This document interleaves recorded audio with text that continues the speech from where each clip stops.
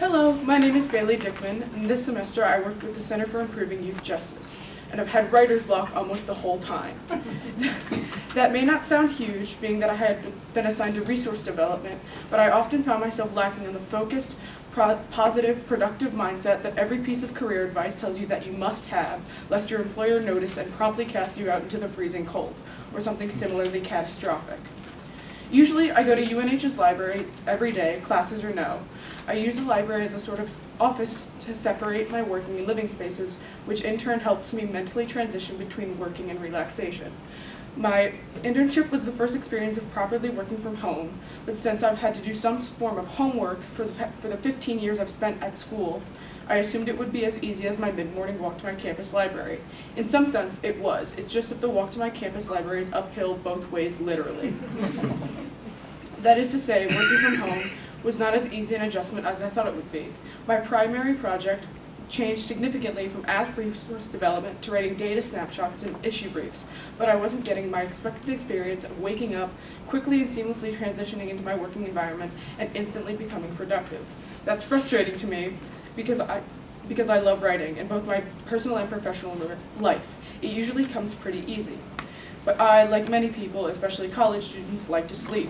Getting up especially early every single day to change to a separate working environment quickly became a goal that I knew I wouldn't consistently achieve. And so arose the dilemma. I knew I needed to still change my mindset from resting to working, but I was commuting to a different space only one day a week. I needed a different method of shifting my mind to a ready state while doing most of my work in my living environment, or I'd end up staring blankly at Word documents for most of the day. In my personal projects, I don't have to struggle with physical limitations, creative inspirations, or deadlines, so I can jump into and out of writing them easily. I realized that even when I stopped working on the personal project, I was much more prepared to start writing for my work projects and school assignments.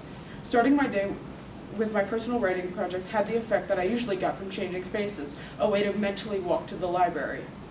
So I did my best to incorporate that into my routine. When working from home, I woke up earlier, not as early as I would have had to make a commute, and for that hour or so beforehand, I would continue my personal creative endeavor.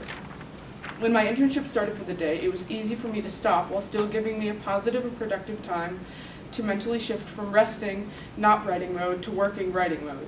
This meant that when my workday started, I was already warmed up writing-wise, and that preparedness to write meant I showed up to do my internship completely ready to continue my work. In all, I know writer's block is common, practically unavoidable, but having time to wake up a bit and actually prepare myself so my mind was working and in the right space gave me insight into myself in a way that I can and will utilize in the future.